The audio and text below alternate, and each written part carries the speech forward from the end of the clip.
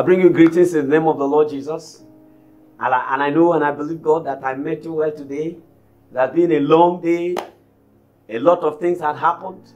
There were those in the mortuary, but you are not in the mortuary. Thank God the Lord has preserved your life. Hallelujah, somebody. Amen. Today again, we want to look at a very important topic that I title in the discipleship series of what we have been doing, raising men for the kingdom, raising men for the Lord.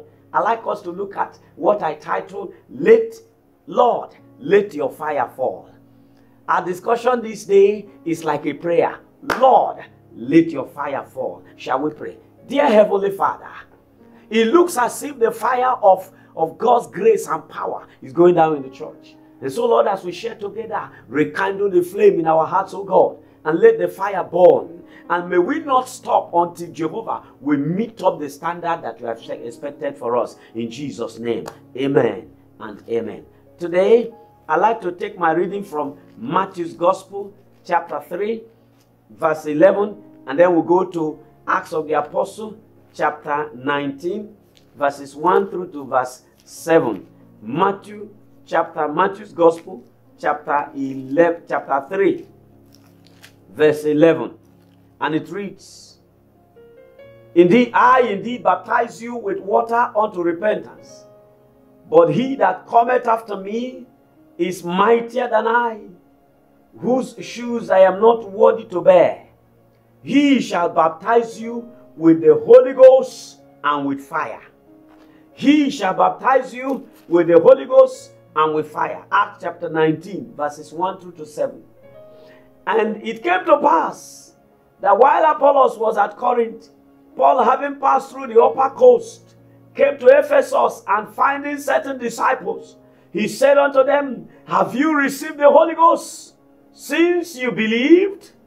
And they said unto him, We have not so much as heard whether there be any Holy Ghost. And he said unto them, Unto whom then were you baptized? And they said, Unto John's baptism.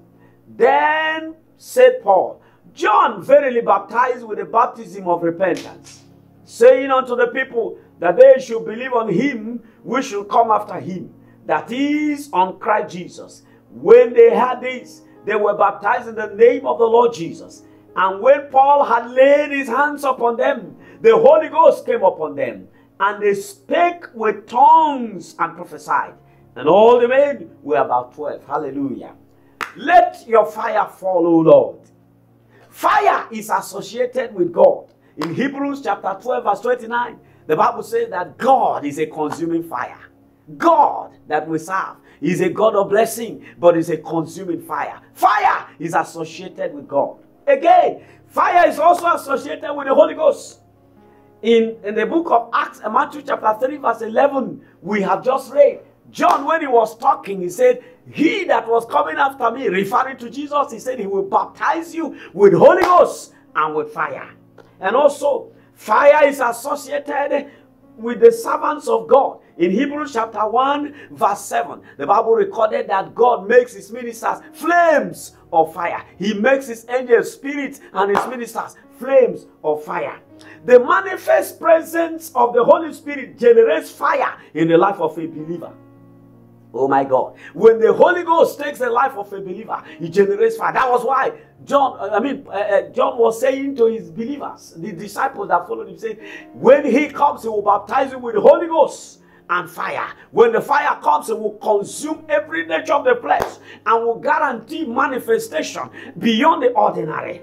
Now, in the passage of Matthew chapter 3 that we have read, John the Baptist was preaching, and he mentioned that his baptism was only for repentance from sin. But he also pointed out clearly that someone is coming who will baptize them with Holy Ghost and fire. I'd like to ask you, listening to me, have you been baptized with the Holy Ghost? Have you been baptized with Holy Ghost and fire?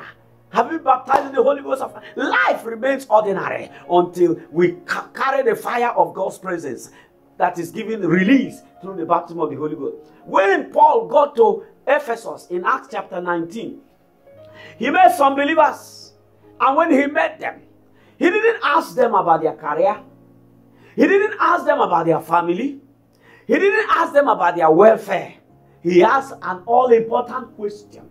And the question he asked them was, Have you been baptized in the Holy Ghost since you believed? Paul knew the essence and the place of the baptism of the Holy Ghost. Hallelujah. Today, I see Christians who toil with these things. In those days when we got born again, we do not do any program without concluding it with the baptism of the Holy Ghost. You see the billboard in those days, come, you will repent. Jesus, sinners will be born again. And part of the announcement will be, there will be baptism in the Holy Ghost. Unlike today, what we see everywhere is the lame will walk, the blind will see. We do not have any reference to salvation. Sometimes we put salvation just in the mind and we advertise miracles. But I like you to know that there ought to be a shift.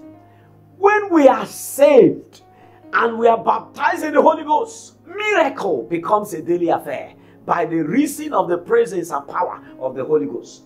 Why did Paul, when he got to that place, ask them this all-important question about their relationship with the Holy Ghost? He knew that what they needed to survive the onslaught of evil and wickedness in these last days is for them to carry the Holy Ghost and fire. There are so much evil. There are so much wickedness. And what these people needed is not about bread and butter. They need power. They need power. And power can only come when a man is baptized with the Holy Ghost and fire. Oh, my Father, I pray for you listening to me that the fire of the Holy Ghost will overtake your life so that your life will be meaningful in this generation. Dear people of God, if they at that time needed the Holy Ghost and fire, we need the Holy Ghost and fire much more now.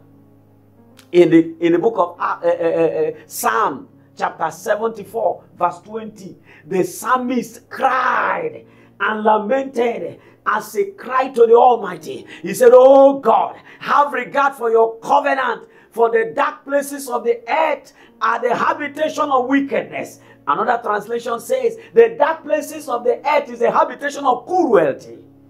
We live in the days, we live at such a time when life seems to have lost value. I hope you know that it looks as if animals have value more than human beings. People are being slaughtered on every day. People are being killed. That's the generation we find ourselves. We live in such a time when men are being rough-handled and kidnapped with impunity, and no man talks. Oh my God, I begin to pray, oh Lord, let your fire fall again. Because if the fire of the Lord is here with us, this nonsense will stop. We are in the days, even when the church seems to have become weak and have lost their power. We live in such a time when witches parade our churches, yet nothing happens to them. We live in such a time when they come to church with impunity. Over the years, I listened to Bishop Olukoya talking that many years ago, he was coming into the church. And when he came in, he sat. A woman was following him at the back. Suddenly, the pastor from the pulpit screamed and commanded the woman to go back. And he was so embarrassed and surprised. Why are they embarrassing a woman like this? Until the truth about who the woman was made known. Oh, unknown to him, this was a woman who was coming to the church, who would have sat beside him, that woman was a witch. And the pastor, with the eyes of the Spirit, under the influence of the Holy Ghost and power, saw the woman coming. And she was not coming like a normal human being. The woman was coming in the realm of the Spirit with her head down and the legs up. And the man shouted, "Go back and turn and come into the church like a human being." But today, we have lost that sense of belonging. We have lost that sense of power. And as sinners today have become comfortable in Zion. Witches have become comfortable among saints. Oh God, where are the days of Peter? When Sapphira and Ananias entered the church, just because they told a lie and they were buried. My Father, where are those days? Let your fire fall, oh God, that this nonsense will stop in our generation. Let your fire fall, oh God, that the church will carry power again. Oh, it amazes me that we are serving an all-powerful God and the church is powerless.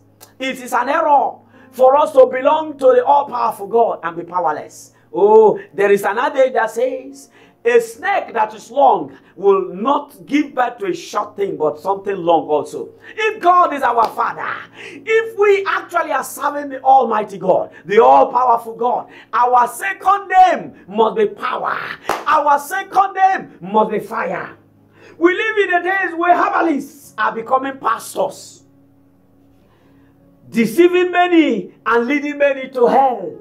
We are such a time when fornicators we'll go and fornicate and we'll still jump to our pulpit, handle our microphone, and sing. People will still fall under the anointing in the deception that the Holy Ghost is in the church, not knowing that they are displaying the spirit of immorality in the church. My Father, my prayer is, Lord, let your fire fall again. We live in such a time when fornicators serve as ushers, when fornicators sit comfortably in the church pews, yet nothing happens. Today, we sing the Lord's song in Zion. For the Jews, how can I sing the Lord's song? When they were requested for, the captors asked them to sing a song of Zion in a strange land. They said, by the rivers of Babylon, when we sat down, our captors demanded from us a song. And for them, they said, and I quote, said, how can we sing the Lord's song in Zion? But today, we are singing the Lord's song in Zion. In the days of Philip, the Bible said Philip in Acts chapter 9 entered into Samaria, and there was a man who was a sorcerer. The ministry of Philip silenced that man. Oh my God, we need men that are carrying the fire. Lord, make me a carrier of your fire. Where are those days? Where are those days, oh God? Where are those days of Idahosa? Archbishop Benson Idahosa, who was carrying the fire of God and stopped the World Congress of Witches in Benin. Oh, hear him when he was reporting, when they called him for prayers, when they had the announcement that witches were gathering in Benin. They said in the house, let's gather for prayers. Hear him, and I quote, he said, God is too busy to come down from heaven because of witches while I'm here.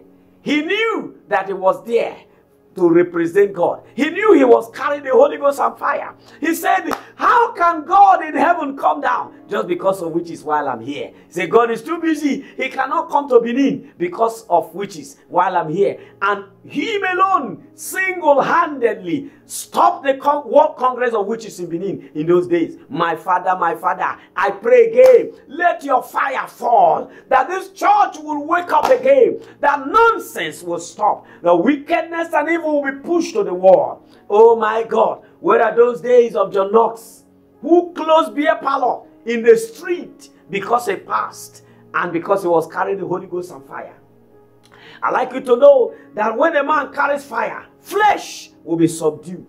When a man carries fire, the devil trembles at such a person's presence. When a man carries fire, doors of impossibilities open on his own accord. When a man carries fire, his generation will look up to him. When a man carries fire, everything around such a person prospers. When a man carries fire, such a person will be in constant touch with divinity. When a man carries fire, exploit will become his second name. He will be a man of exploit wherever you find him. Look at Joseph when he got to Potiphar's house because he was carrying God. Everything around that place turned around, to the point that Potiphar handed over everything in his house to him. He didn't know anything he does. Even when he was thrown in prison, he gained favor there. And from prison, he rose to the palace. Hallelujah. Because he was carrying something that was extraordinary. When a man carries fire, such a person will command the supernatural. When a man carries fire, his word cannot be argued. His word cannot be disputed. When he says something, it stands. When he commands a door to open, it opens. Oh my God. My sincere prayer, and what I pray daily, and I pray for you, is that you will carry the fire.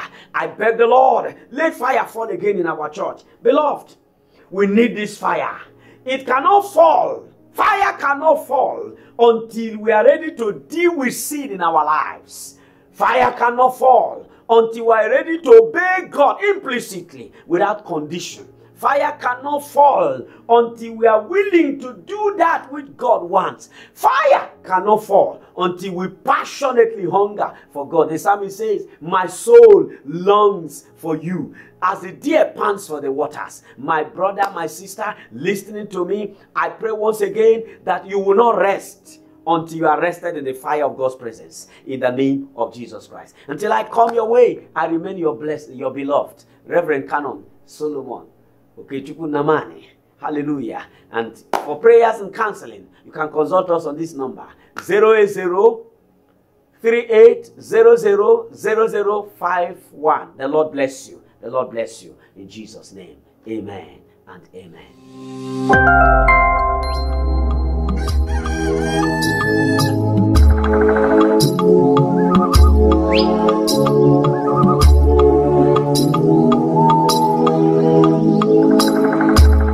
Having listened to me and you want to surrender your life to the Lord Jesus Christ, remember, the blessings of the Lord will not be your portion until you have your life surrendered completely unto Him. You can pray this prayer with me. Lord Jesus, I surrender my life to you. I believe that you died for me. I am a sinner and I know that only you can save me. Lord, come into my life, be my Lord and my Savior. And from today, put your Holy Spirit within me to lead and direct me. Help me to remain yours until eternity. Write my name in the book of life and cancel it from the book of death. Give me power to live like a child of God. In the name of Jesus Christ. As you pray that prayer, God bless you. I welcome you to the kingdom.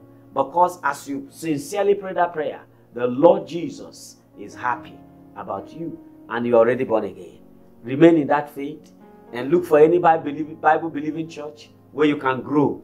Tell the pastor that you made a commitment and you prayed the prayer of sinner's prayer to accept Jesus. And they will show you how to grow. It is well with you. In Jesus' name. If you have been blessed by this discussion and this time that I've spent with you, please don't forget to subscribe to this channel. Click on the bell notification so that each time we upload a video, you will be notified. And I pray that the Lord God will bless you and increase you on every side as you subscribe to this channel. In the name of Jesus Christ. Oh, praise the name of the Lord for Chrome TV. I pray for Chrome TV. God bless Chrome TV in the name of Jesus.